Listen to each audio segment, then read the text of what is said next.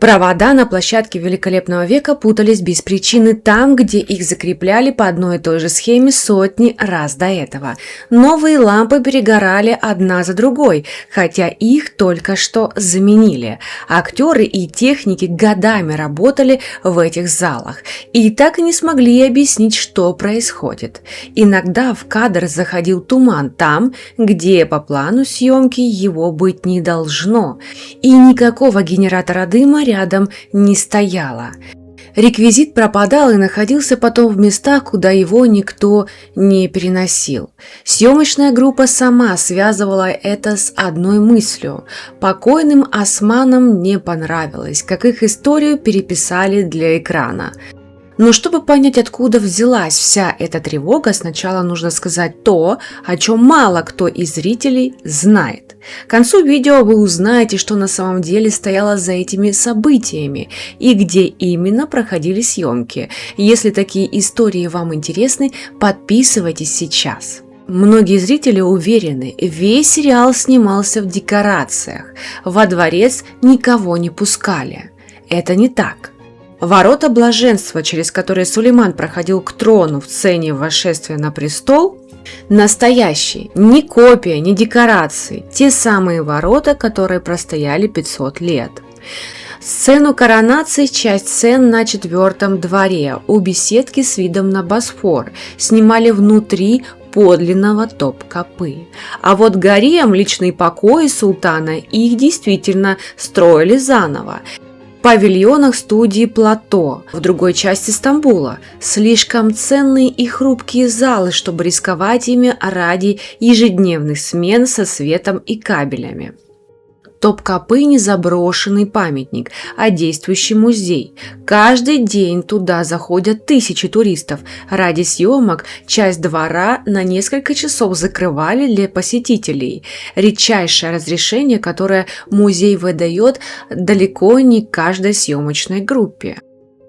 Это означает, что часть съемочной группы годами пыталась попасть в те места, где на самом деле 500 лет назад жили, плели интриги и умирали настоящие люди. Не все, но некоторые. И именно там, по рассказам актеров, и началось самое необъяснимое. Оператор, работающий на площадке несколько сезонов, рассказывал, то же самое оборудование, что работало без сбоев на других проектах, в стенах Топкапы вело себя иначе. Аккумуляторы садились быстрее обычного, радиосвязь ловила помехи там, где раньше работало чисто. Ни один режиссер так и не назвал техническую причину. Проверки не находили неисправностей, оборудование просто работало хуже именно в определенных залах и только там. Съемочная группа быстро придумала для этих мест свое название – «Плохие комнаты». Туда старались заходить группами, не поодиночке, и старались не задерживаться дольше, чем требовал конкретный дубль. Это тоже не документальный факт, а то, что годами пересказывали друг другу сами участники съемок.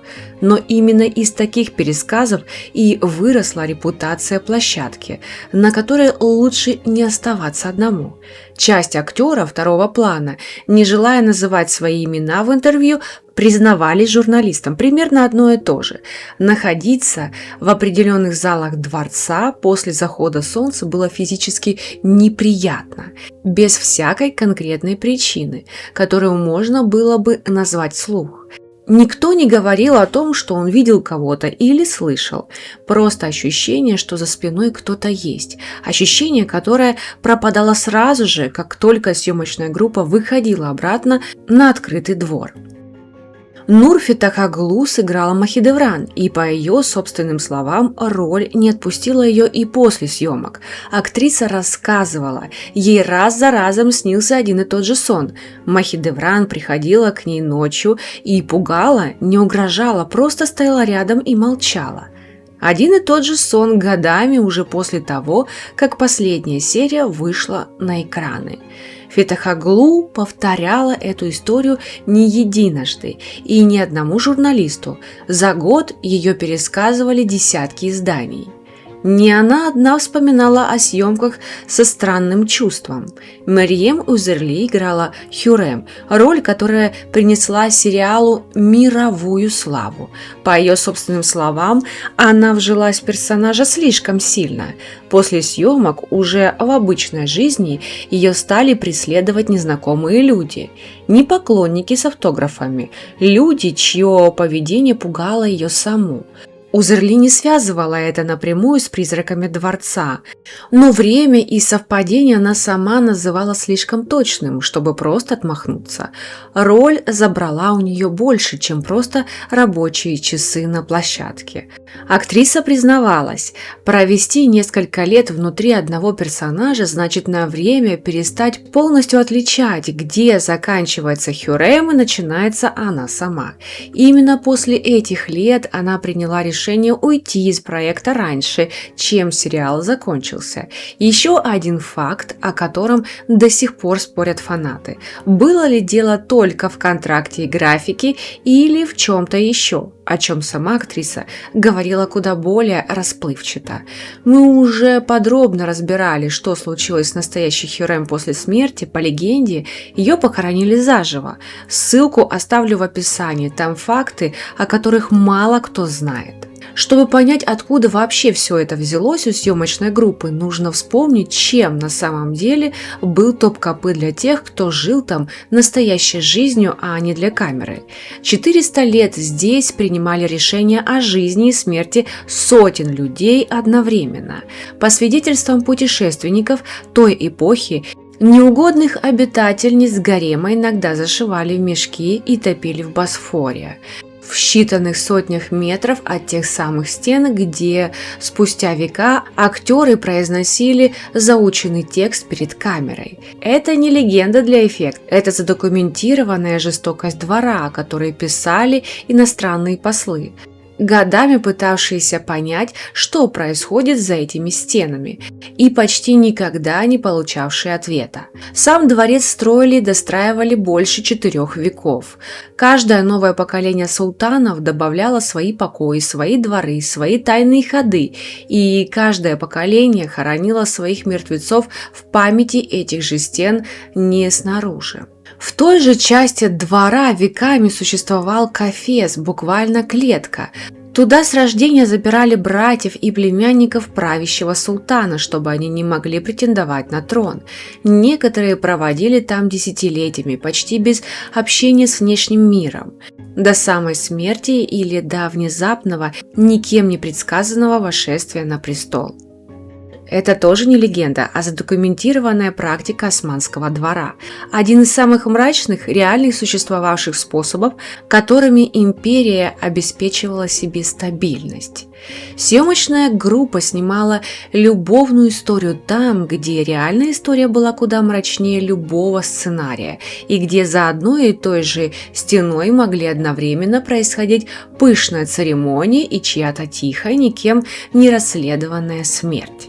Когда я читала рассказы Фетхаглу про повторяющий сон, у меня по коже прошел мороз, не потому что я верю в призраков буквально, а потому что дворец настоящий, и стены настоящие, и то, что там происходило 400 лет, тоже было настоящим. После премьеры сериала в Турции загорелся спор. Одни считали, что создатели слишком романтизировали гарем, другие, что наоборот, показали его чересчур мрачным. Сама Фетхаглу говорила, что после такого сна начала иначе относиться к своей героине, не так, как персонажу учебника, а как к живому человеку, которому когда-то было по-настоящему больно. Проверить, была ли это мистика или просто усталость, самовнушение, тяжелая многолетняя работа в одной роли невозможно. Мы не знаем, действительно ли дух Махидевран являлся Фетхаглу, или это была форма того, как психика справляется с ролью, прожитой на экране много лет подряд. Мы точно знаем другое. Настоящий дворец Топкапы стоит на своем месте 400 с лишним лет. Настоящие люди в нем действительно умирали не своей смертью. И часть команды Великолепного века годами работала внутри этих самых стен, а не только в павильонах за городом. Соединять эти два факта в одну мистическую историю – соблазн, которому поддались сами актеры, не только зрители задним числом. Зрители же годами были уверены в обратном, что дворец в кадре не настоящий от первого до последнего кирпича. Просто удачная декорация. Именно поэтому рассказы актрис звучат так неожиданно. Они признаются не в страхе перед бутафорией, а в страхе перед настоящими обжитыми веками стенами. Мы привыкли думать про сериалы как про красивую картинку и хороший свет.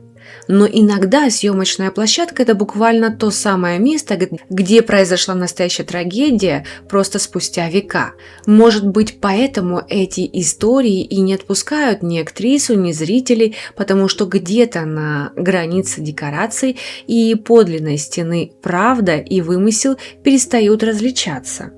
И каждый раз, когда в новом сезоне туристы фотографируются у ворот блаженства, они стоят ровно там же, где несколько лет подряд стояла съемочная камера. И еще на 400 лет раньше стоял сам Сулейман, живой, неподдельный.